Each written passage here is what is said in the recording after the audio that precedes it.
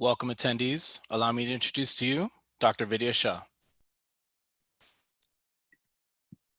Good evening and welcome.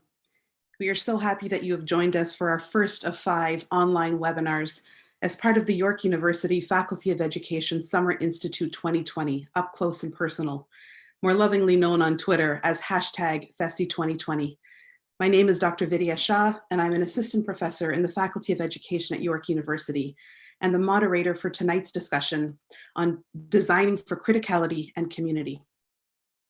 I'm also a proud member of the organizing committee of the Summer Institute, alongside Dr. Carl James at York University, Jack Negro, superintendent at Durham District School Board, and seconded faculty members and FESI co-chairs Saima Chowdhury and Sultan Rana at York University. For those of you who are new to the Summer Institute, it began about 12 years ago through the York Center for Education and Community, a wonderful initiative that brought together community and educators under the direction of Dr. Carl James, Dr. Sarah Barrett, Dr. Khaled Barkoui, Dr. Teresa Shanahan, Dr. Don Dippo, and numerous seconded faculties at the time, Donna Ford, Jacqueline Spence, Ramon San Vicente, Allison Games San Vicente, Chris D'Souza, and more. There were also members from other faculty, such as Dr. Ranu Basu and Dr. Narda Razak. And this is the basis upon which the Summer Institute was formed. The Summer Institute operates under the premise that the education system was founded on colonialism, white supremacy, and other intersecting forms of oppression. And if left unexamined, we continue to perpetrate these systems of oppression in our educational structures. FESI brings together community partners, educators, researchers, and policymakers to think collectively towards disrupting these long-standing educational inequities. Tonight, we have over 1,000 people joining us from both Canada and the United States. And I encourage you, wherever you are in this virtual space, to acknowledge the lands on which you are currently situated, that your feet are currently on. For those of us in the Greater Toronto Area, I would like to acknowledge our presence on the traditional territory of many Indigenous nations who have lived on this land for thousands of years. The area known as Takaranto has been caretaken by the Anishinaabeg Nation, the Haudenosaunee Confederacy, the Huron-Wendat, and the Métis. It is now home to many Indigenous peoples. As treaty people, I would like to acknowledge the current treaty holders, the Mississaugas of the Credit First Nation, and acknowledge that this territory is subject of the Dish with One Spoon Wampum Belt Covenant, an agreement to peaceably share and care for the Great Lakes region.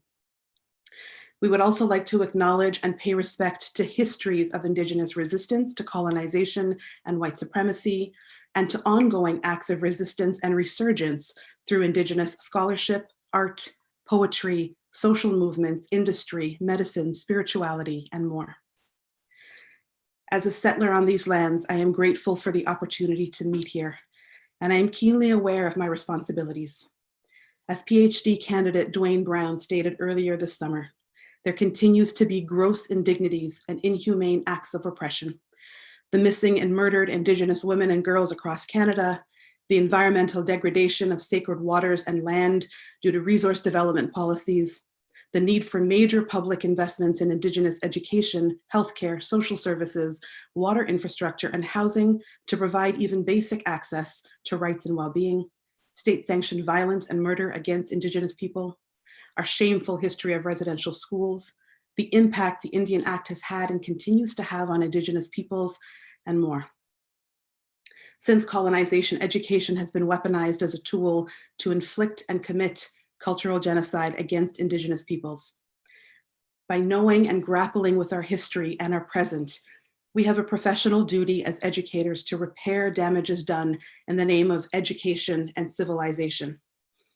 To understand that schools are often conflicted and unsafe spaces for Indigenous students and families. We acknowledge the innumerable apologies and the fact that the 94 calls to actions outlined in the Truth and Reconciliation Commission have yet to be fulfilled.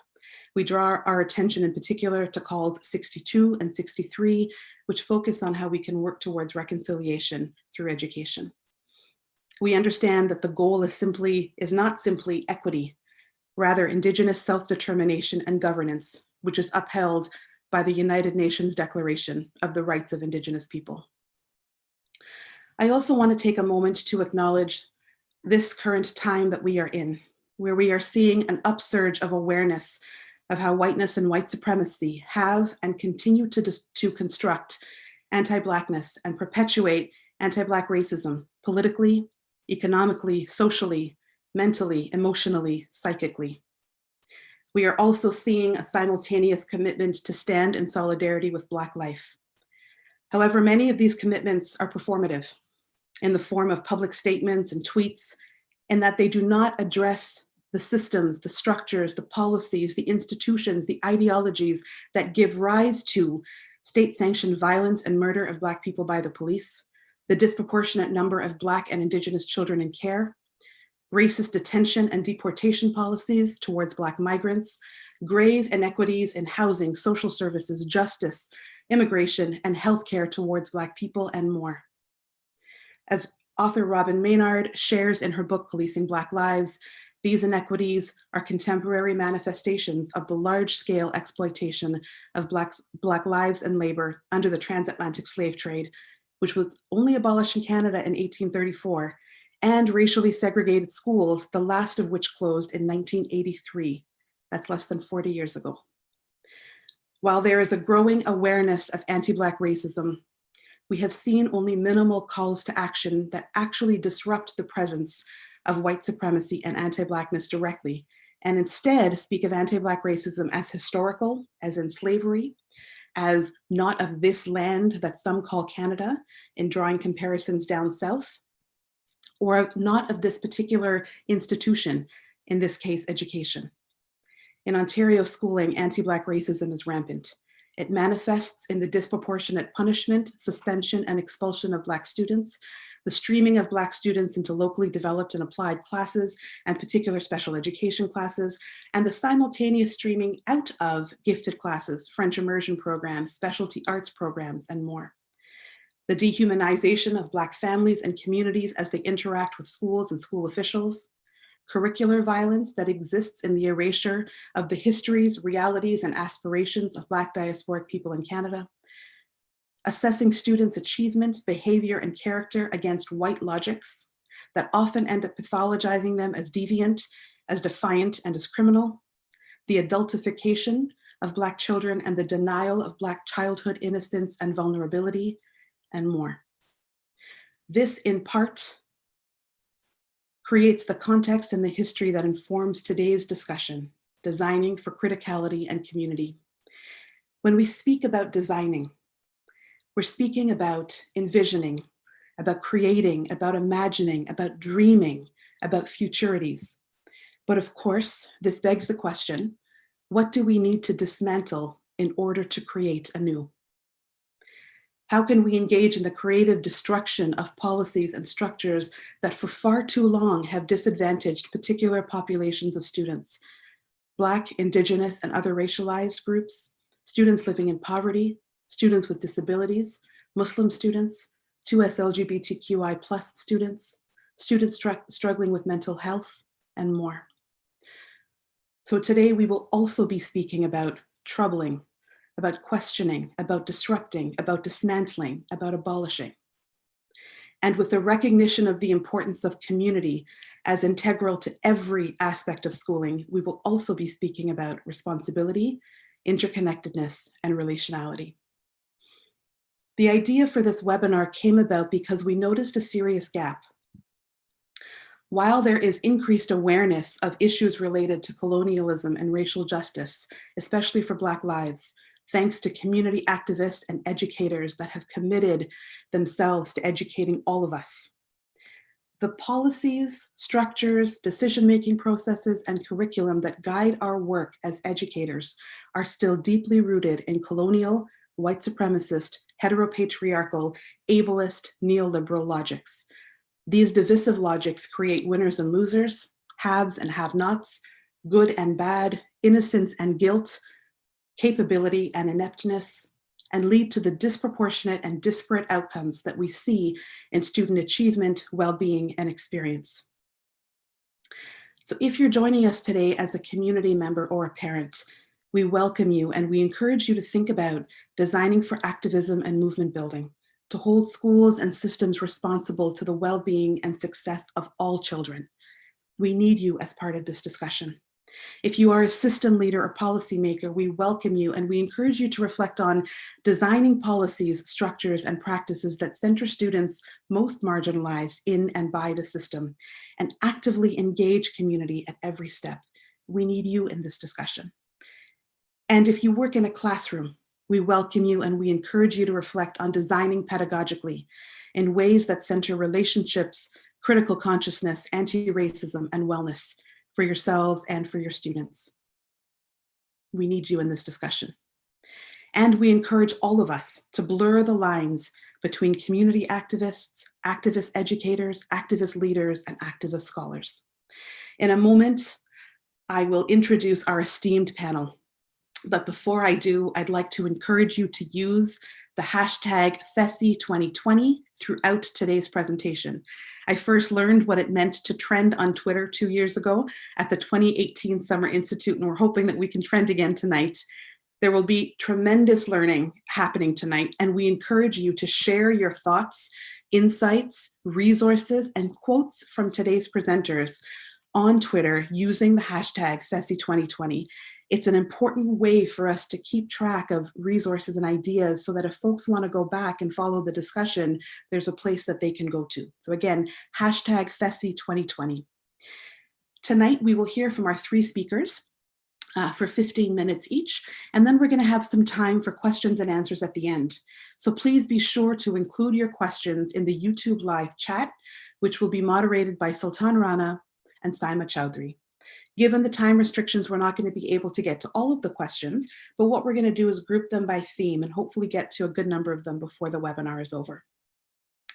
Without further ado, I'd like to introduce our panelists in the order in which they will be speaking. So first, we have Elizabeth, or Dory Tunstall, who is a design anthropologist, public intellectual, and design advocate, who works at the intersections of critical theory, culture, and design. As Dean of Design at Ontario College of Art and Design University, OCAD University, she is the first Black and first Black female Dean of a Faculty of Design.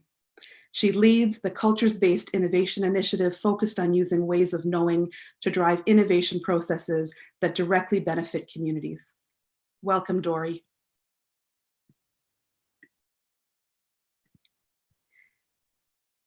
Next, we have Kimberly Tavares. Kim is an education officer cross-appointed to the Education Equity Secretariat and the System Evidence and Design Branch in the Ontario Ministry of Education. She serves as an educational policy and systems advisor and the equity and literacy lead, respectively. Kimberly has been seconded from a vice principalship in the York Region District School Board, and prior to this was an equity officer in the York Region Board, serving students of African and Caribbean heritage. Much of Kimberly's work in the ministry is to develop innovative tools and resources that work to dismantle the systemic barriers faced by many students in the Ontario education system. Welcome, Kim. And finally, we have Natalie Wood, who's a professor in the service work program at George Brown College, who often describes herself as wearing 3 kinds of bow ties. And you will see in a moment, she has a fancy one on tonight. Natalie is first a social innovation specialist, co-founder of the George Brown College Social Innovation Hub, who designs and performs change within institutions and communities. Second, she's a PhD student and uses her research time to challenge the devastating impact of anti-Black racism through documenting and developing Afro-Caribbean diasporic-inspired community organizations and models of empowerment, healing, and inclusion. And third, she is an award-winning visual and multimedia artist. Welcome, Natalie. So Dory will be speaking to us first about an interconnected approach to design thinking. Following, Kim will then share insights on critical approaches to design thinking for school district decision-making protocols. And finally, Natalie will share critical approaches to design thinking for community activism. And speakers, just a reminder, we'll give you a 5-minute and a 2-minute warning, and then we will jump into Q&A after. So Dory, I will turn it over to you.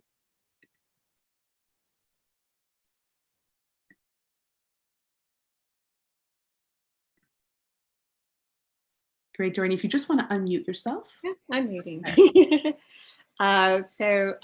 Thank you again for this wonderful invitation. I'm so honored to be with these amazing panelists, Natalie and Kimberly. So we're gonna have a really interesting conversation. So I'm just gonna give a little bit of an overview in terms of what does it mean to think about the decolonization of design as a way to think about an interconnected approach to design thinking.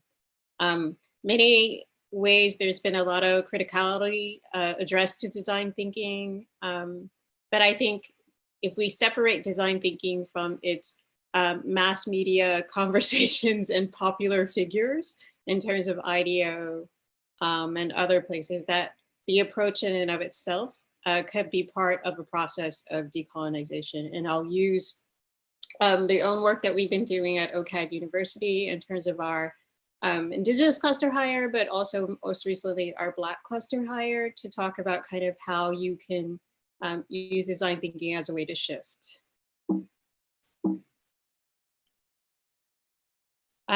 So I'm going to talk about these in 6 steps, just because I don't have a lot of time. And so I will get to the main point of it. The first part of this process is really putting Indigenous demands first. And what that means for us at OCAD was really making a deep commitment to Indigenous ways of knowing, making a deep commitment to increasing our diversity, including Indigenous faculty members, and really asking the question of the community, what does decolonization mean to them? So a lot of the process that we used to do this was very much about design thinking processes, getting our community to articulate the meanings in public spaces, working through our own processes. So the picture of the buffalo at the bottom of this image with the word respect, this is the work of one of our Indigenous faculty members, Howard Monroe, who's a Red River Métis. And the work he's doing in terms of actually taking the design process and realigning it so that it connects to the 7 grandfather teachings. And so there's a way in which we've taken a design thinking approach, but we're also challenging that approach and integrating it with Indigenous ways of knowing and Indigenous ways of being as part of that transformation of design in and of itself, but the transformation of our institution. Second part is really owning up to the institution's racism and white supremacy. This was done in many, many different ways, and this is also an ongoing process. But one of the main catalysts for this was at the time, President Sarah Diamond established a task force on underrepresentation. And again, had community consultation. So you can see the image of the Alphas hours there was a survey that was conducted, and then out of that came sort of recommendations, including one to priority hiring for given racialized and self-identified Indigenous peoples, and also establishing population data, and so that we can know and track how we are supporting our Black, Indigenous, and POC faculty, staff, as well as administration. But also calling into question, again, the white supremacy of the institution in and of itself. So we held roundtables on whiteness without white supremacy, because again, in my faculty, 80% of the population is still white. And so part of it is providing them with tools and resources to do the work themselves around understanding white supremacy and how to position themselves within structures of white supremacy. And one of the things that was really important is, looking at the work of Tima Okun in terms of understanding white supremacy as a set of cultural behaviors and expectations, and then being able to propose in many ways alternative values around that. And so once we move to having those discussions of white supremacy as a culture, that a lot of the white fragility disappeared, which then has allowed us to move forward and have deeper conversations about the institutional racism and dismantling the white supremacist structures that exist within our culture. I mean, I think Natalie and Kimberly are going to talk about this much more deeper, but it's also really important to establish authentic relationships to BIPOC communities. And so this is me everywhere. Everywhere where there's community, there's an image of me being part of that, and at many different levels. So, you know, this is me at conferences. This is me in the shops in, you know, Kensington Market. This is me attending every first Friday for my first year and a half, being at OCAD University, connecting through youth, through our Black Reach workshops that we do as part of our Black Youth Design Initiative. And so it's really important to be present in community in ways that are not extractive, but where you're seeing as part of the community in ways that are generous, open, and about providing access. For me, one of the happiest days of my career was when we received all these emails from community members to use our space of OCAD. This is pre-COVID-19. And what was great was the sense of entitlement that they felt to have access to those spaces and have access to them when they wanted them and where they wanted them. And that was really a lot of hard work of being present to get the community to the point where they felt that they were entitled to the resources of OCAD University. And so that's something that you want to be part of the transformation you're trying to make. And then, so one of the things that we've been really doing a lot at OCAD University, again, is hiring. And not hiring, like not net new hiring. So OCAD University, we are rich in culture, we are rich in history, we are not rich in resources. So a lot of the hiring that we've been doing is just made as faculty members retire or as faculty members leave to go to the other institutions, using the openings that we have to increase the diversity of our faculty members. Again, we have the Ontario Human Rights Code that allows for special programs in which you can do what's called positive discrimination, where you find there's underrepresentation. And so we've been using that really effectively to increase the diversity of our faculty. But this is only possible if you make the call in such a way that community will respond. And one of the things that we learned from our Indigenous cluster hire was to begin to shift our language. So we talked about recruiting self-identified Indigenous candidates from Turtle Island. So again, referencing Indigenous owned perceptions of land and space instead of saying, you know, from Canada or the US or these colonial terms. For the Black cluster hire, we were able to go a little bit deeper in terms of really, first of all, openly embracing the intersectional Black identity lived experience. One of the key words we use is we want your lived experiences of Blackness to be part of our institution. And then we signaled that we're interested in the topics you're interested in. We didn't ask for an interaction designer. We asked for, are you interested in Black speculative futures? Are you interested in storytelling as it relates to representations of Black lives? Are you engaged with hip hop or other Black cultural aesthetics? And so as we went through this process, many of the candidates said to us, they cried when they saw the position, the job description, because it was the first time in a job position that their full, wholesome Black identities was signaled as something valuable and desirable by an institution. And they came, like everyone's worried, like, where's the pipeline? If you write the job description in a way that it speaks to community, they're there in droves. And so I think that's a really important part of, like in design thinking, we talk about like understand and know who your users are, but we never apply that same thinking into the way in which we write a job description. Because if you, again, we've had things where we called for interaction designers and we only get like 1 or 2, maybe 3 Black candidates. Again, if you speak to the community in the things that are interested in them, again, At the end of our search, we probably had about 150 candidates, right? And that's a huge difference. Okay, define qualification standards that take into account systemic exclusion. One of the things that we love in design thinking is creating personas. And in this case, we had to create personas. We had the persona of the traditional academic. But then we realized if we only accepted candidates who look like that, we're going to be excluding everyone, which will defeat our purpose of trying to build inclusion and diversity because of the structural barriers it takes to be an individual who've accumulated all those traditional academic accomplishments, right, that we're looking for. And so what we did is we said, okay, there's really smart Black people who exist outside of this system and have done really, really well.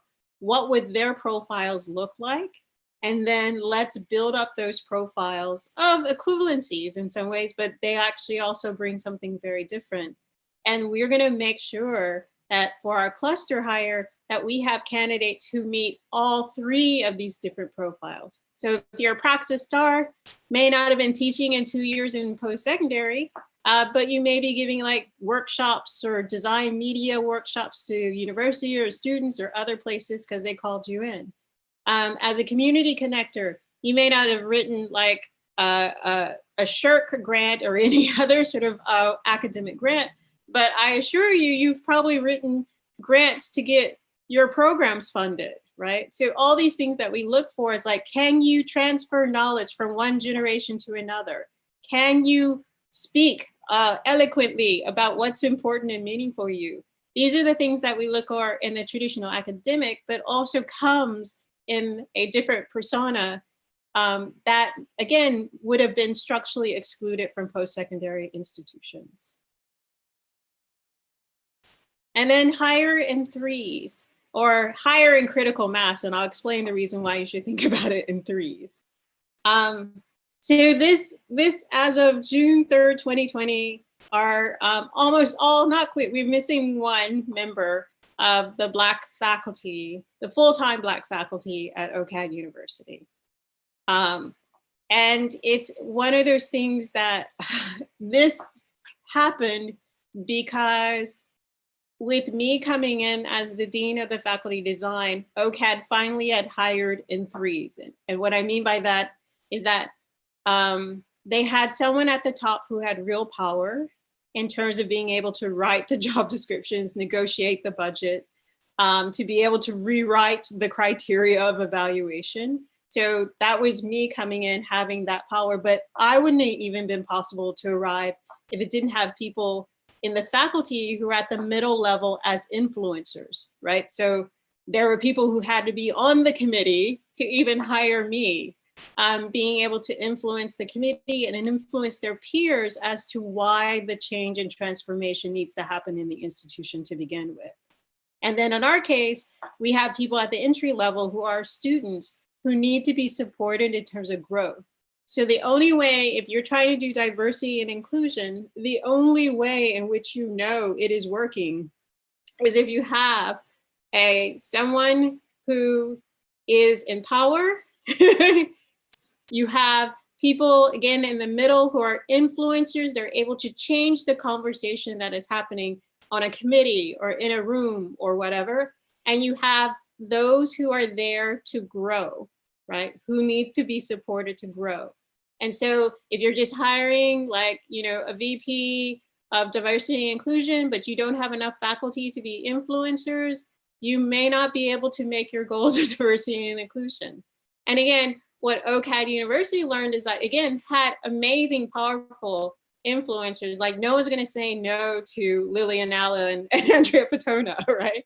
But without having that person who had the power to say yes or no, and not have that, and have that sway, like have that be the decision, right?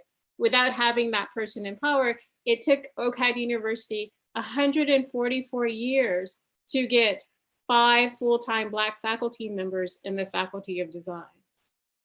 So when you're thinking about critical mass, then you need to hire in threes. That's how you know your system is working. And you know when you get to critical mass is that when the community itself feels that they can bring their full selves into it. Like this weekend, I just had an article in the Globe and Mail about like, what does it mean to create the conditions in which Black people feel free to be free, to be Black, right? And, you know, wonderful thing happened during this meeting. Like you can see the diversity in and of everyone's faces. But what you can't see in this is like all of the accents, which we were able to hear because people felt like they didn't have to mask their accent to speak to one another, right? And so there's all these really subtle things about culture that they bring in when they feel they can be fully and wholly themselves and have that embraced by the institution. So again, interconnected sense of like design thinking. For this entire process, I used the design thinking process. Like we used personas, we used mapping, we used all of those tools that we use for design thinking, but we used them in such a way that, again, it put Indigenous demands first. It helped the institution understand and own its own racism and white supremacy.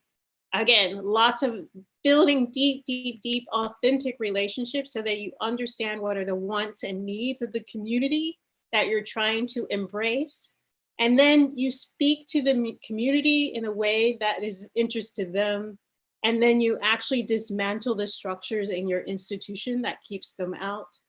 And then you make sure that you have representation in all levels of the institution, and then try to aim for critical mass so that they can feel they can bring their whole selves into the institution. And that's it. Wow. Dory, I am furiously taking notes on this side. A wonderful presentation. Thank you so much. And I know folks are going to have questions for you in the Q&A. And so thank you so much for that. That was so visionary. Wonderful. Thank you.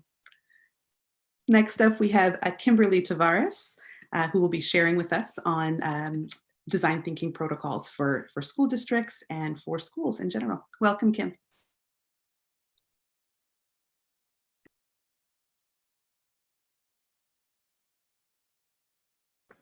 Can you hear me now?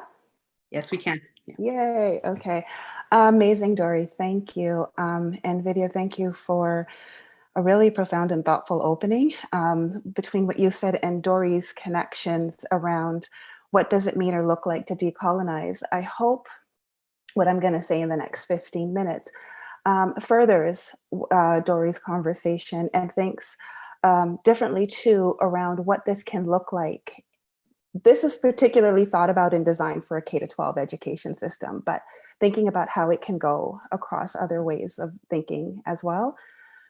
I'll really quickly just give you the quick context behind this. So I worked on an amazing team with two colleagues in particular who were really interested in design thinking when I joined. At the time that I joined, I was coming from schools. I didn't know what they were talking about.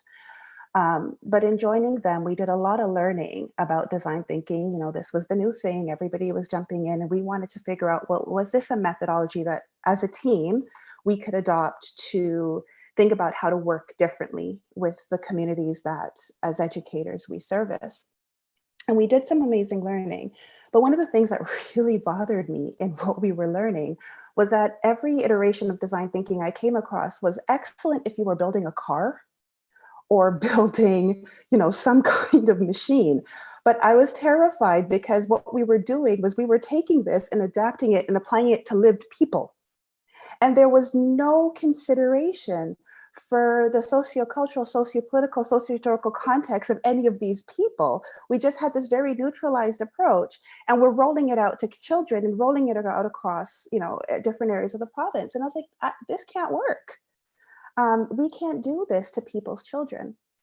So we sat down and I worked with them to kind of think about this a little bit differently in the context of what does it mean to apply what came out of like a Silicon Valley, you know, user design approach to building things. What could it mean or to think about this from the place of a social justice, equity oriented, decolonized lens to better meet the needs of our most marginalized learners. When I got into where I was, everyone was talking about our job was to solve persistent problems in education. But there was this lack of understanding that those persistent problems were tied to inequity, were tied to injustice and oppression that was falling on the bodies of students. So I would say to people, well, tell me what the issue is. And then as we would strip away the issue, you would realize this was really about underservicing, marginalizing, or oppressing different bodies. So long story short, this is how we have adjusted what, often you will see in some form or another of the design thinking process that we have used with community. We have used in school, we've used it in school at administrator levels and at student levels. We have used it across different groups to think about how do we do this differently and how do we center the people? Like if we're talking about wanting to do right and address persistent problems and address inequity, well then who are you listening to when you are doing this design? At the very beginning, Vidya, you talked about, what was your wording? Our professional duty. And I hear us talk about our ethical duty and we talk about all these things. It's also our legal duty. We have a human rights code that we are tethered to, that we do not enact as much as we need to push people towards practices and actions in education that, that address the marginalization that our students experience. So I'm gonna go through this super quickly if I can figure out how to move your pictures off my screen. There we go. And walk you through this process as we have it developed. All right, here we go. So one of the first areas in design thinking tends to be around the idea of what's your questioning, what's your hunch? We have enough data now, and we are collecting even more data. And through the Anti-Racism Directorate and the data standards for collecting identity-based data and the sharing of this information, we are in a place, Carl James and a number of people, Tana Turner, have been begging, asking, pleading, demanding that we collect data. Boards are now working towards this. Communities have information. The recent data that came out about the disparities of COVID show us that the data exists. But what we've also proven is that the data is only as useful as what we do with it. We have known for years that we have a number of these issues. So we kind of turned that to say, what is the concern you think is happening? What is the disparity that's happening for students? What is a disproportion that you want to address? So we're being very intentional and targeted in how we're thinking through what it is we want to do this with this. But with that, and to Dory's point, this is a two-streamed approach because you're looking at what it is that is being kind of done out there, but you're also paying attention to who you are and what you are doing and how your own biases, how your own lenses and your beliefs are intersecting with what it is that you are working to do. I know I'm speaking quickly, it's 15 minutes, so forgive me. I will do my best to be as clear as I can, as succinct as I can. And so in each stage of the process that we developed, we have the actions, but the actions come after the critical questions that we need to ask. Who is a marginalized or underserved group you want to work with? And not work on, not fix, not address, but work with is important for us in terms of that community, reciprocal, iterative approach to design. And then we have the actions that go with that in terms of, well, when you think about what the issue might be based on what your data has, based on what families have come in, because data in all forms, qualitative and quantitative, are important here, what your staff are telling you, what is going on, what do you think is happening? And then you start to probe a little bit of what you think is happening. Where things really become different to traditional learning models, in education, we are excellent at telling people what to do.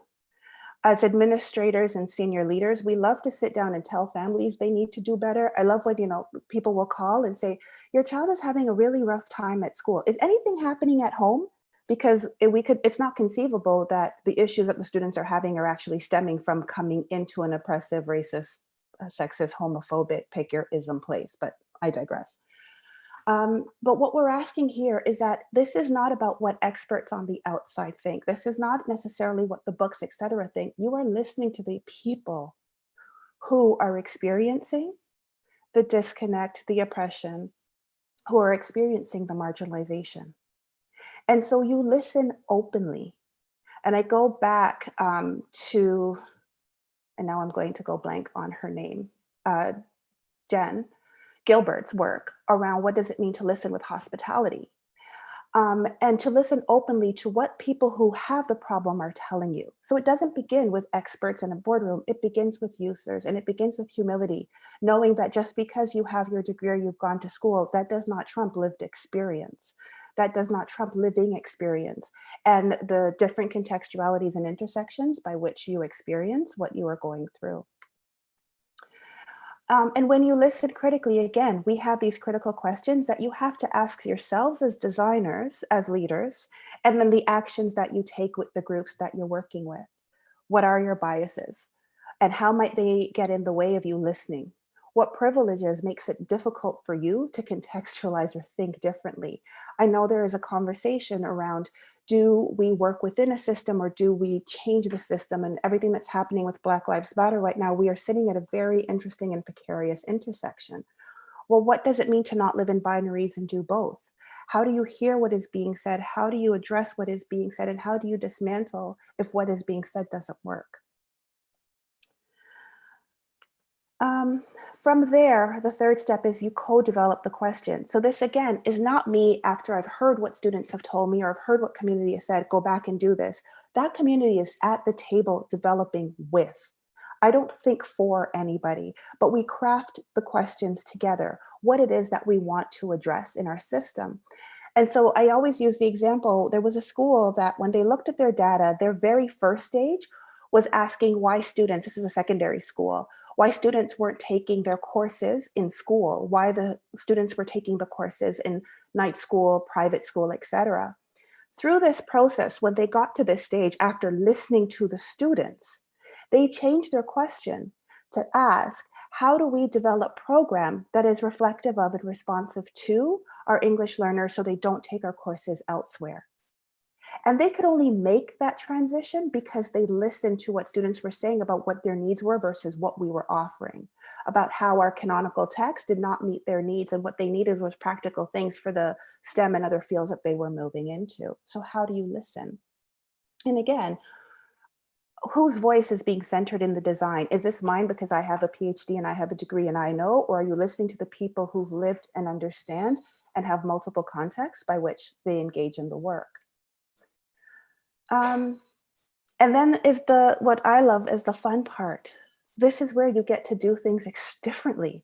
This is where you get to come up with ideas, and you're coming up with ideas informed by the user. They're designing with you. And so you get the space to say, don't limit yourself right now to, well, what about our funding? What about this? In the design stage, just come up with what could be another way of approaching, what could be a different thing that we could do. We get so stuck in Western heteronormative ways of approaching things that sometimes we don't allow ourselves to say, well, what would happen if we designed differently?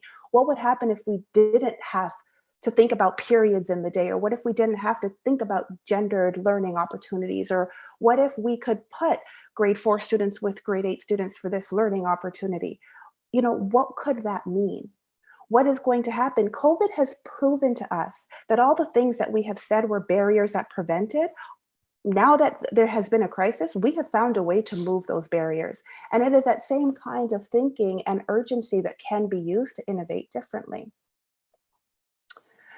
And then after you innovate, you implement, you try things out, and you try it out with various user groups. We know that there is no monocultural group. So even if you are working with what quote unquote are the Black students in your school, there are various forms of Blackness. And what I, as a second generation person whose mother was born in Jamaica but grew up here, is experiencing somebody who's very different than who's just coming here from the island versus someone who's coming from continental Africa versus someone who's been here for 3 generations. So how are you thinking about the various user groups? How are you implementing and adjusting? Vidya, I can't see. How much time do I still have? There's about 5 minutes left, Kim. Perfect. Okay.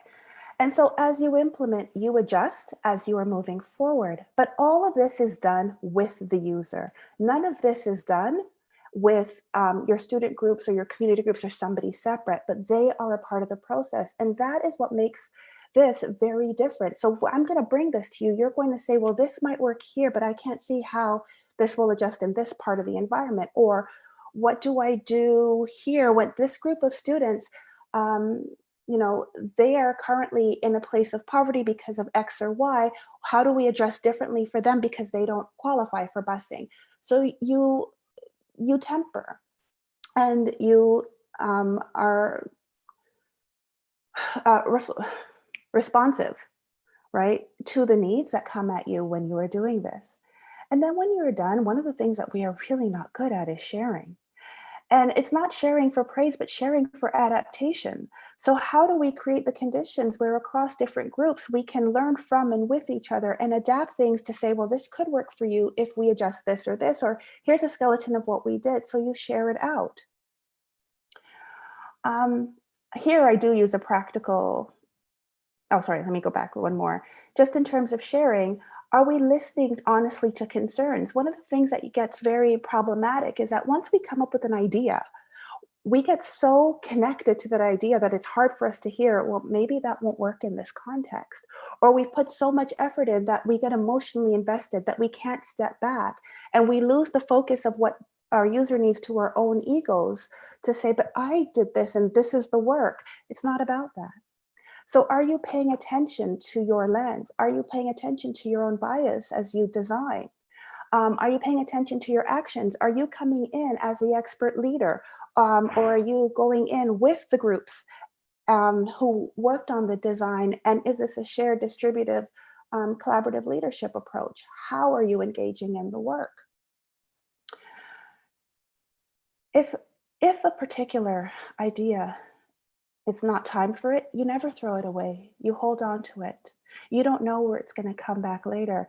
There are a number of projects that I've been assigned to work on that we thought were going to move forward. They didn't get to move forward. I didn't press delete. I held them because in other things that we do, in other ways, they're coming back and we're finding other ways to continue to disrupt the system with the different ideas we have, but maybe not this way, that way. And so we adjust accordingly. And so do we look for opportunities to share, or do we keep a kind of, selfish, it's mine, I'm not going to lend it out to anybody approach? How are we doing that? And then you're never finished. You're going through the process again. So once you feel like you've kind of done this, what is the next thing that we need to work on to better the experience of students in our school? What do we need to do to address the disproportionalities? What do we do to address the disparities? When we see it, how are we working towards it? And what is the next time that you are moving forward? And so through the entire process, which centers the user, which understands and asks you to suspend your own ideas and beliefs, but enter from what they are saying and being ready to make the adjustments. The leaders who are involved have to be ready, if you're going to engage in this, to act, to say, okay, you've put this in, I'm now committed to doing this work. And through PD, through performance measures, through different mechanisms, how are we holding people accountable to ensuring that the work is moving forward? I'm thinking, based on the chat, that I see 3 things. My time is up, 1 minute warning. So I'm going to leave it there, but this is the process as it goes through. Kim, thank you so much for sharing. That was so wonderful. And I want to thank you as well, because it was this presentation in a class that I teach in the Masters of Leadership, the Master of Leadership and Community Engagement program, that launched amazing projects around wicked problems in community. And this presentation and the conversation that you had with the students in that class was phenomenal, and launched today's idea. So thank you so much for that, Kim. Much appreciated. Natalie. We are turning over to Natalie, and Natalie is going to share with us critical approaches to design thinking for community activism. Welcome, Natalie. Now you can hear me. Hello, everyone. So thank you very much for having me. My phone rings. Sorry, should have put that on mute. Thank you for having me on this panel. I feel so honored to be with sharing this panel with Dory and Kim. And what I'm going to try and do is I'm going to, some of what I want to say you've said already. So I'm going to try and bring in some specific examples. on the screen right now, I've got assumptions that I've put up. And so, I just wanted to just touch briefly on, I'm coming from a place where education is not politically neutral. Education can often tend to reproduce the same problematic relationships, basically what you were talking about earlier, Vidya. And that we are aware that the educational system is failing some students, right? In particular, Black and Indigenous students. Let's see. So what I want to do is I will talk a little bit about the hub, and then I will talk a little bit about one tool that we've used in the hub. The hub ran from 2014 to 2018. It was three things: an alternative placement, an early stage incubator, and a connector for students to generate innovative ideas, projects, and social enterprises. We had a vision, and our vision was a world where social entrepreneurship and innovation contribute to economic and social justice. And those two areas are key for us: economic and social justice. Our mission, we aimed at creating a sustainable ecosystem that graduates students with the skills to pursue the development of socially innovative and entrepreneurial activities. Throughout the slides, I have 4 or 5 slides, you'll see pictures. The pictures in the slides are actual pictures of the hubsters. Anyone who's been through the hub is called a hubster, and when they graduate, is called a hub star. So this was the impact, okay? The hub itself, 81 hubsters came through the hub. Out of those 81 hubsters, we had 18 social enterprises being created. We had 37 innovative projects, and then, about 55 partners, internal and external, and we had some opportunities for revenue and job and revenue generating opportunities. Our hub created opportunities and created student pathways where students were able to take courses so that they can develop and understand social justice principles, social innovation practices, social enterprises. And then what we did was we provided them with opportunities, the tools to actually practice the tools and to apply the tools that we had taught them. So what's key in all of this is that the designer becomes the individual with the lived experience, okay? So we don't have a situation where an expert is coming in and going to the community and saying, hey, what can we do? How can we empathize? All of this stuff. Instead, the students themselves get the tools and they get to adapt it to the ways that they need to adapt it. On the right side are examples of some of the projects and ventures that the hubsters engaged in. The middle one, Taj Hub, is Simone Walters, and Simone is a mother whose son was murdered in the Jane and Finch area.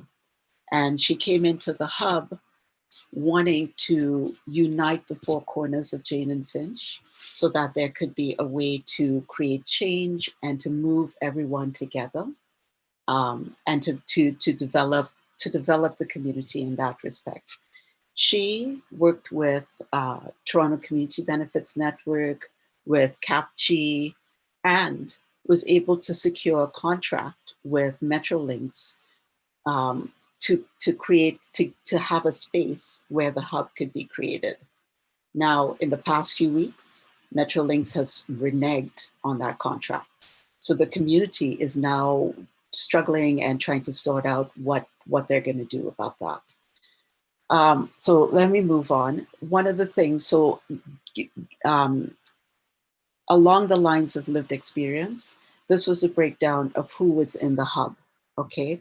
We had 67% of hubsters who were from equity-seeking groups, 77% were women, 34% Black. We had Indigenous, queer, trans, folks, and 41% had identified they were living with mental health issues. Okay, so imagine, so stay with the fact that this group of people are often not the group of people given the tools to actually go about and create change, right? And for us, what we were hoping to do was to have, as one of the professors working in the hub says, Professor Rick Kelly, he says, we were hoping to have a ripple effect, right? That we tried to create community within the college itself, and that empowering the individuals tied to those communities would have a ripple effect and go out and impact those communities.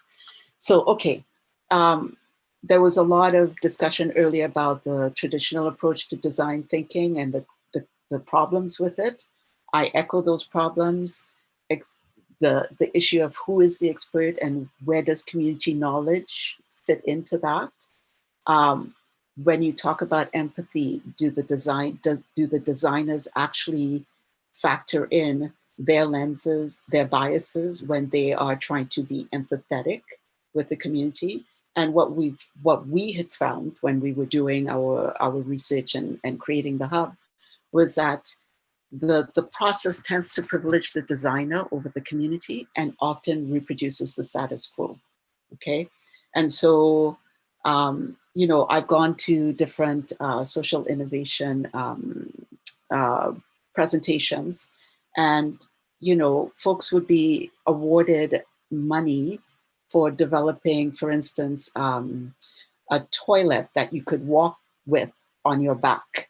Okay, and the toilet, right? And so, and of course, the toilet was a product that was designed that would be flown to India or flown to Africa for people to poop in and then hold on their back and walk, as opposed to figuring out ways to design infrastructure or employment within those communities. Okay, so the fact that it reproduces the status quo, this is the status quo. You mentioned Carl James earlier. These were some of the figures that I pulled out from many of his reports, because there are many, right? Right? We see on one hand, 29% of Indigenous students are not completing high school, right? There is an education to prison pipeline. Streaming is being checked right now, but it was still happening. There are higher rates of suspension for Black youth, higher dropout rates, lower rates of graduation, lower rates of applying to post-secondary education. And when they get to George Brown College, right, we have issues with retention, okay? And so what had happened around 2015, around the time that the hub was running, was there was an identification. First of all, retention was one of the funding streams or funding criteria for the college. So the college was very interested in what was happening to those Black students. And so what we learned was that those students were experiencing discrimination, you know, racism, not being able to find placements, being in placements and experiencing racism in the placement, okay, and not knowing what to do. So when you look at the status quo, right, and you hear the voices of community saying, we need to dismantle, we need to defund, we need to abolish, right? We have to listen to this, because all we've done in terms of reforming or in terms of trying to reform or doing or performing and not doing is we haven't changed. If this is happening, equity has to be central in this equation, right? So one of the tools that I wanted to talk about, so I'm moving really quickly. One of the tools I wanted to talk about was the TP teachings that Cindy Blackstock talks about, Cindy Blackstock and other researchers. So everyone knows Maslow's hierarchy of needs, and we know it as a motivational theory, right? We know the Western perspective of it, which is physiological needs at the bottom, and then you ascend to self-actualization and to transcendental transcendence, right? What Cindy Blackstock was sharing in her research was that Abraham Maslow was actually staying, or I don't know, living with the Blackfoot Nation in Alberta when he was devising his theory. Yeah. And then, so he borrowed, but he borrowed it upside down. Right? So the First Nations, so bringing back the Indigenous knowledge, right? And we try to center that. So the First Nations perspective is self-actualization. That comes first. You have to know who you are. You have to know how you're connected to your community, what your social location is, what your history is, what your future could possibly be, what your strengths and what your passions are, right? And from there, you then move into community actualization, and then you look at ways in which the culture could be reproduced. Healthy aspects of the culture could be reproduced. So I've tied this piece in with a model that I often use around systems change, right? And it's a tool that I came across, a social innovation group in Toronto was promoting this. You have the inner circle is the inner work that has to be done, right? So I think Kimberly, you mentioned it, and Dory, you mentioned it. When we're doing this work, we have to be able to say who we are, what our social location is, where are our biases, how do we share power, right? What is our privilege? All of those things have to be discussed at that time. Then you've got the systems orientation, which is about systems thinking, system tools, the application of the design tools, and then the actual practice. So some pictures here. So I mentioned what the inner work would be. The picture at the bottom, these are 4 Black hubsters, young women, who created an organization called LIVE, Living in Black Excellence. Okay, here they are with Debbie Young, Anita Frika. Okay, Debbie is amazing. Okay, they got an opportunity to connect with her, and she has her own system of a system that is about self-empowerment and empowerment for the Black community. Because whereas someone from a Eurocentric background might have to understand their social location and their biases, a lot more emphasis for our communities have to be on how do we understand our strengths, how do we empower ourselves, and what are the tools that we can use to do that. So this is what you saw happening here. And this group of students talk about ripple effect. This group of students was able to push the college to ask them, to push them and demand, why is it that we don't have an anti-racism policy? What are you going to do to stop the experiences of racism? And you know how they did it? Dory would like this because this is design. They created a poster with Waldo on it, and they said, where is George Brown College's anti-racism policy? Call the president to ask her. And then they put those posters up everywhere, right? And I was like, what? Okay. What they managed to do was they managed to get the college into a position to hire consultants to actually come in and look at what was going on in the college, okay? Okay, so that's that. The systems orientation and the systems thinking incorporates complexity theory, and understanding that the whole is different than the sum of its parts, which means that what Dory and Kim were talking about, the relationships, forming relationships is an absolutely amazing way to shift the hierarchical power structure, which is what was happening in the hub. So the hub said, we are here to do social justice and social change.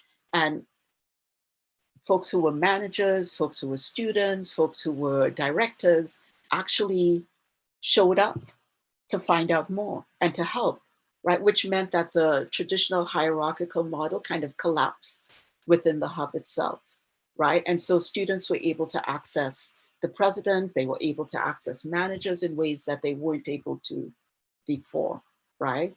So when I'm talking about that, I'm talking about understanding the change, the change-making role of relationships, and identifying problems at the micro, the meso, and the macro level, so that we're actually creating systems change as opposed to creating products where you could poo and put the product on your back.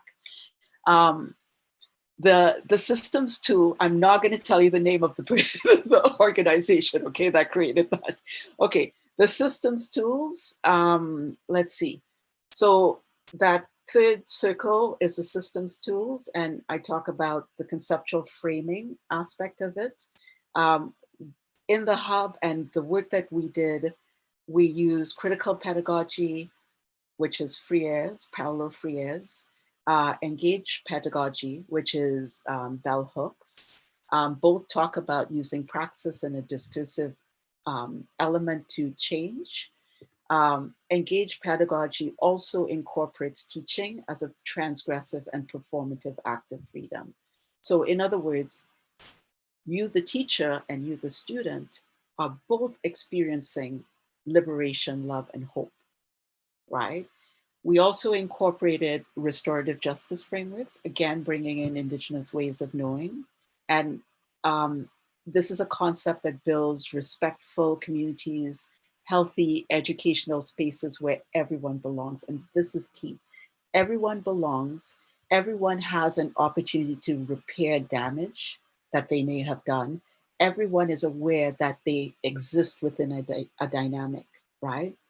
That both students and teachers are creating knowledge together, that knowledge is not fixed, that it is actually evolving as the parts come together, right? And we were really focused on hubsters and students becoming agents of change. The other pedagogical approach is the actual skills sets used, and I'm just going to brush over these, but one of the things, so you could read it. One of the things, of course, is making sure that there's a safe space. And I know right now, given the pandemic, this is critical.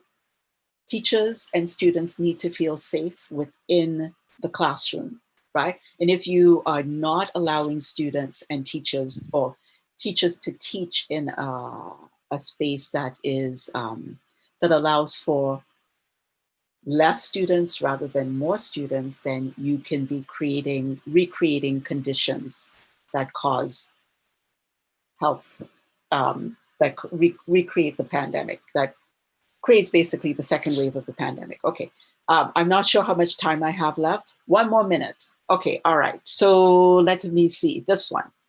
Okay, this part is the community activation part. What we did was we created community within the institution, right? And the community we created was a hub.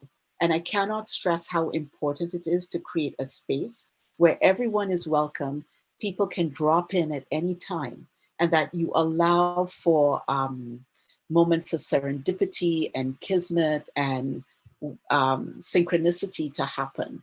And you know, I said UN and Jane and Finch as an example. We had a mentor who dropped into the hub at the same time, and he dropped into the hub with a UN researcher looking to do research on Jane and Finch. And it so happened that Simone Walters was there at that very moment, right?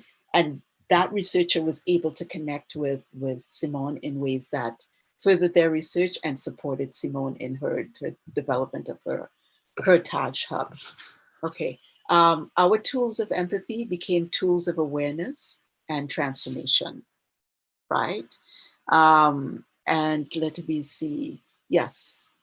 The other piece that I wanted to talk about was the community capital piece. So I know I'm wrapping up. Trust me, I'm wrapping it up right now. Okay. The community capital piece, we often talk about, well, you know, community has to get together and we have to do, you know, this is called social capital and we have to connect with each other and stuff. But we also forget that that community also needs to find ways to bridge with communities with resources.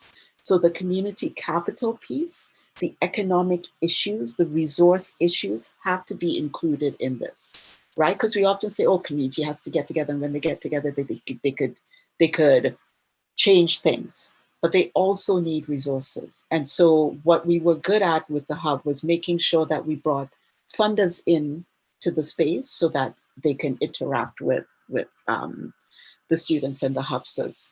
And that's basically it. These are just some reminders. The one reminder here, school and education is often the main approach that marginalized and disenfranchised communities use to try to get ahead, right? So if it is failing them, then we are failing whole groups of, whole swaths of society, right? According to complexity theory, a small change can bring about massive change. And so this piece about understanding, oops, sorry, okay, do you want me to wrap up? I'm wrapping up. The last piece, we can work with the force of social movements, calling for abolition to put forward a design equity approach to rebuilding, okay? So abolition requires some kind of recreation and rebuilding, right? And are we ready for that? That's it. I'm done. Thank you. Thank you so much. That was so wonderful. Thank you for that. So much to think about. Amazing. We do have a question. Sorry, go ahead, Simon. I was going to say we do have a few questions, but I think in interest of time, we're just going to.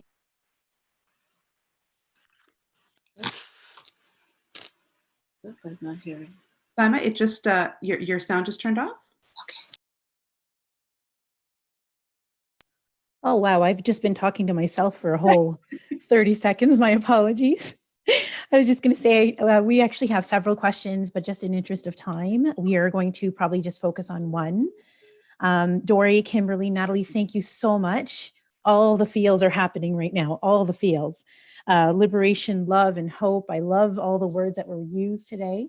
I know that everybody touched on this one question that we're going to have time for in bits and pieces, but I thought we would kind of look at it in an intentional way.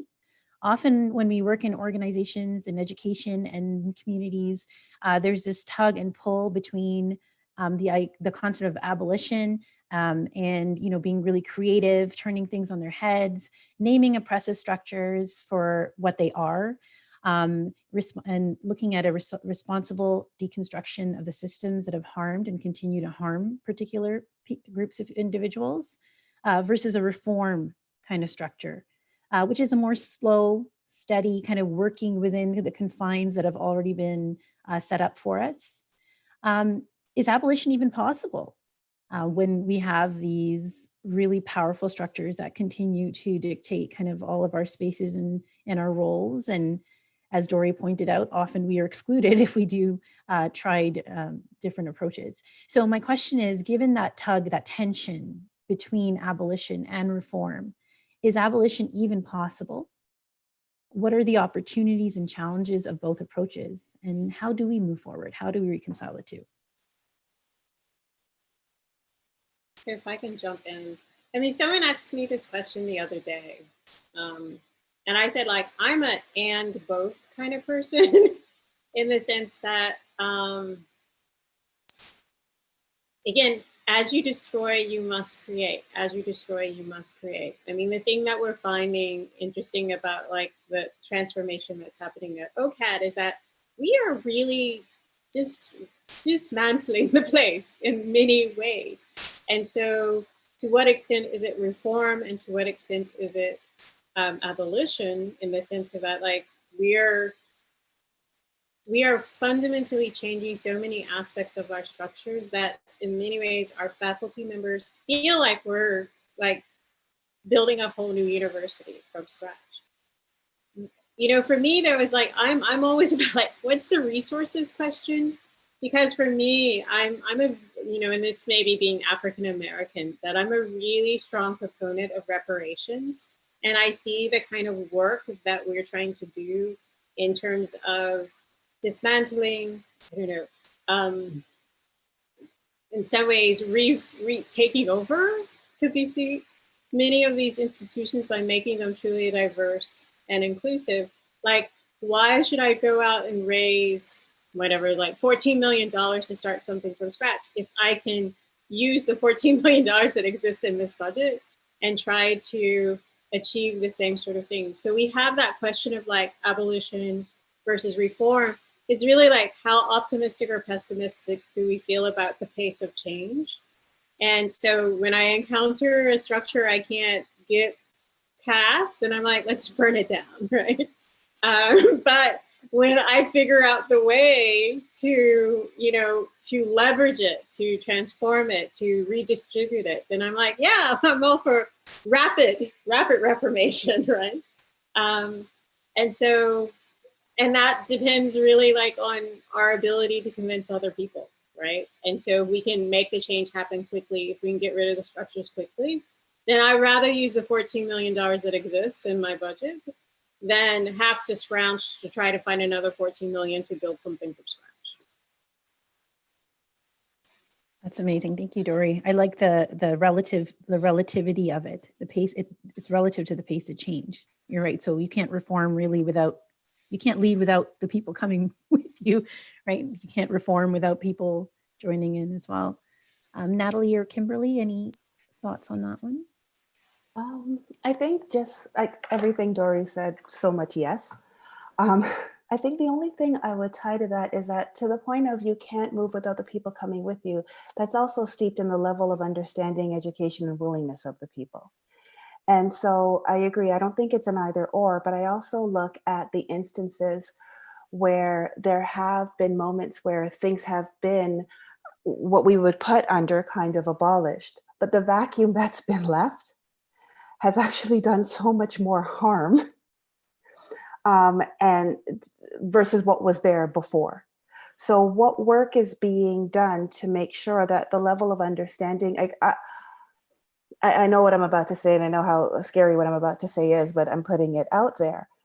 I'm very much a proponent of defunding particular police services and moving that money towards other services that do what society needs. I do not think we should be calling the police for mental health challenges. That doesn't work for me. We should not be calling the police on a kindergarten child in a school.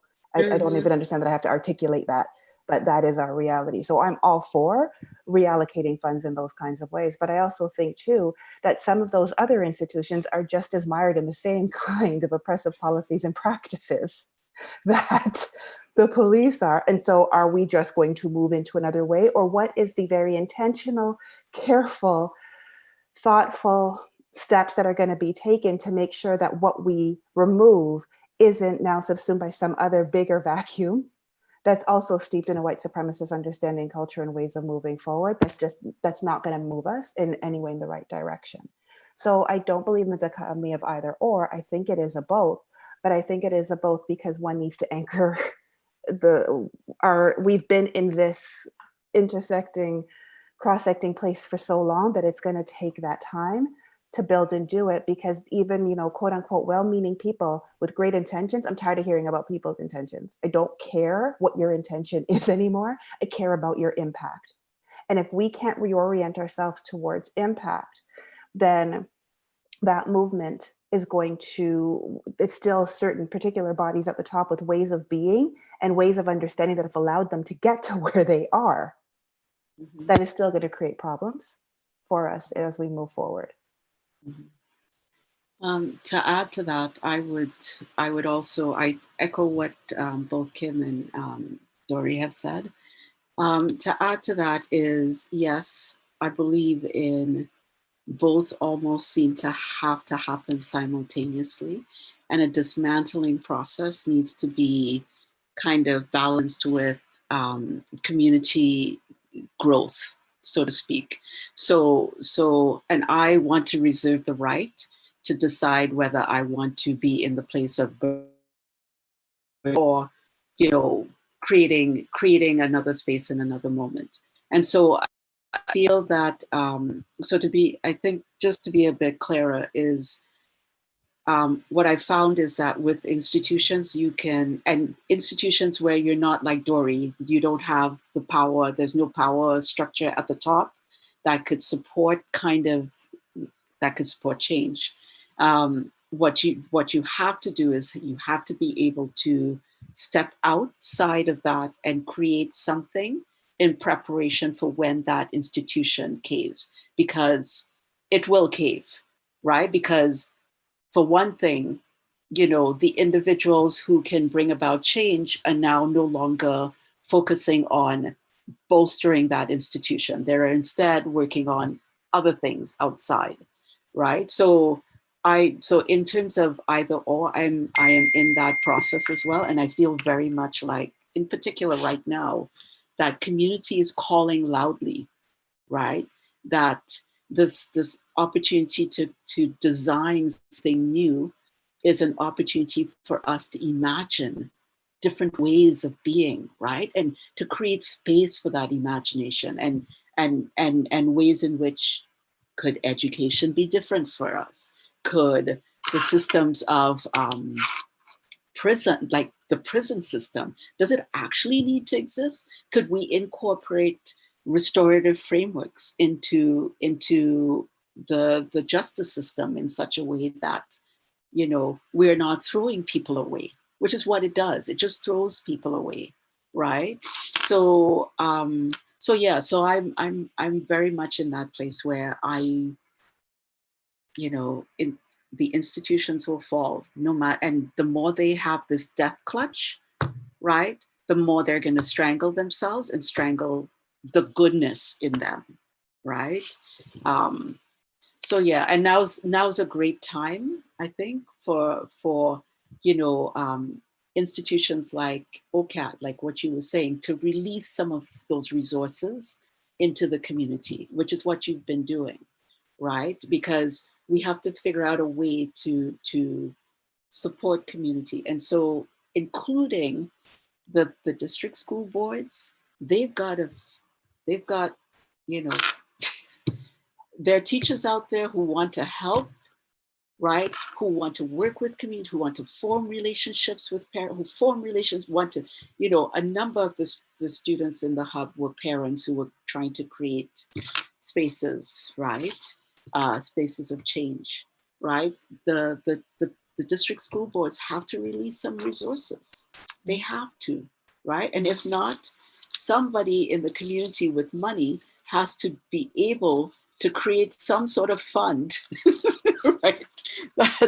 That would allow us to continue to test our ideas out, right? Anyway, Yes. enough No, said. Thank you. Thank you to all of you for that. Several things that are coming to my mind, but I know we are out of time, but I just really appreciate your wisdom.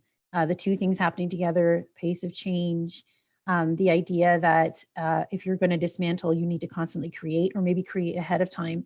And a lot of the times we replace we try to have something in place, but it's the same oppressive. It's fraught with the same colonial white supremacist structures. And so maybe we keep doing that because we're not listening enough to our communities. And so we can't think beyond what we are socialized to know. And so how do we bring in that community voice so that we are creating radically for that change that's actually going to be impactful? Thank you so much. I'm going to turn it over to Vidya for our final thoughts. Actually, I was going to just take a moment to come in here. I just wanted to take a brief second to show some gratitude to our attendees, our viewers. We did have close to, at any given point, at one particular point, 500 viewers. So thank you for the live chat that was going. I'm very happy to say it was a troll-free zone. And so thank you for the conversation that was occurring in the chat area. Thank you to Toronto Teach, who posed 2 questions. We are grateful for your questions, and we know very well that you work in the faculty, so we will follow up with your questions. And on Twitter, thank you for all of those who used the hashtag, who spoke of the specific and pointed moments where our panelists spoke to you and spoke to things that you've been mulling on and thinking about, and just wondered if anyone else thought the same thing as you. I think there was a lot of affirmation in this conversation had by our exquisite panelists that finally are speaking truth to things that we've always kind of contemplated. Where we didn't trend, it's a very difficult hill to climb up to compete with Cardi B and Meg Thee Stallion right now. So they own the hashtag at the moment, and power to them. It's all good.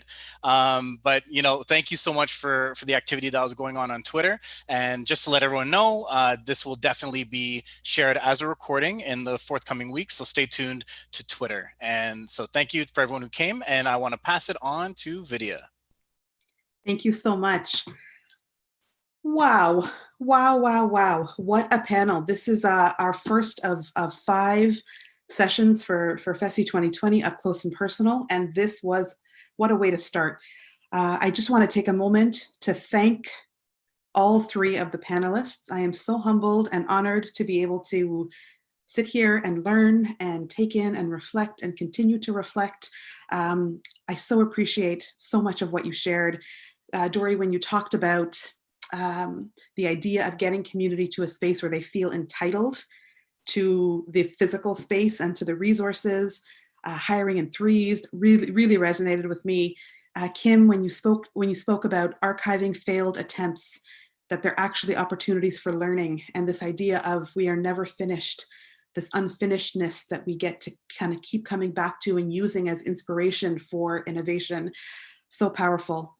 Natalie, this notion of self-actualization as a necessary component of community actualization.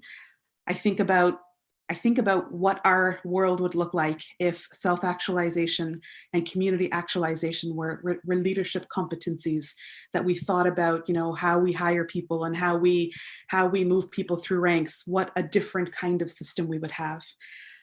I want to also take a moment to thank the faculty of education, the dean, the associate deans, all of the staff that made today possible, behind the scenes doing a tremendous amount of work. We could not have put this on without you. A very special thank you to our co-chairs, Saima Chowdhury and Sultan Rana, who have done a tremendous amount of work and who in these times of COVID are switching what FESI 2020 is looking like on a dime, and they do it with such grace and they do it with such commitment. And so thank you to all of you. To the larger FESI committee, thank you for sticking with us and for staying through all of these conversations. As you know, there are 4 more sessions to come. Our next session is going to be on October 21st. And as we engage in our work with Toronto Catholic Children's Aid, and the journey that they're taking, they have had some troubling data that they've come across, and they're going to share with us some really critical and innovative ways that they are responding to that data, that they're mobilizing their resources towards addressing that data and to be responsive to communities. And that discussion is going to be moderated by our very own Dr. Carl James, who has spoken about tonight several times. And a shout out to Tana Turner and Carl James, and especially their report towards race equity. If you have not read that report, we highly recommend it. You could just Google it, Towards Race Equity. It's a fantastic report. Kim spoke of the idea of sharing for adaptation as a central component of this process. And we want to share with you that we invite you to take what you have learned today and to adapt it. This recording is going to be made available to folks. We encourage you to take the ideas from today, take the processes from today, and adapt them into your own spaces. Hopefully, when we are physically together in 2021, we are going to have an opportunity for folks to share what they have learned and what they have done with regards to these processes. So thinking about designing for criticality and community, we're going to have an opportunity for you to share what that looks like in your respective spaces. As we think about starting our new year, this is a moment, and as our panelists have said, this is a moment of reckoning, of starting again, of reaching back to reach forward, of persistence, of resistance, of interconnectedness. And we join you, the Faculty of Education Summer Institute, all of the committee, we join you. We join you as community partners, as educators, as school board staff, as policymakers, as researchers, in thinking together, in acting together, in dreaming together for the future of all of our students. So we wish you all a very safe start to the school year and a very envisioning, critical, community-based start to the school year. And we wish you all the best, and we thank you for joining us this evening, and we'll see you again on October 21st. Thank you.